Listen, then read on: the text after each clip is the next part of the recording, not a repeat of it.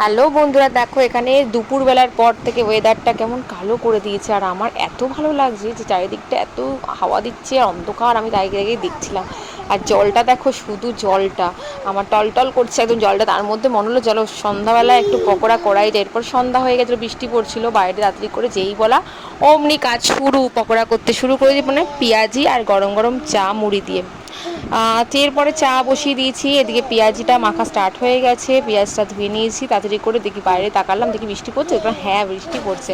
তো ওদেরকে সবাইকে উঠিয়ে নিলাম, উঠিয়ে নিয়ে বললাম চলো উঠেও তাড়াতাড়ি করে চা টা খাবে। সবাই উঠে পড়েছে। এদিকে মেয়ের মিস চলে এসছে, মেয়ের মিসকে ওখানেই দিয়ে দিয়েছিলাম। এদিকে মিকিকে চাউমিন দিয়েছিলাম, পকোড়া দিইনি। তো এদিকে ও ঠাম্মিদের কাছে ছিল, ওখানে খাবার দিয়েছি।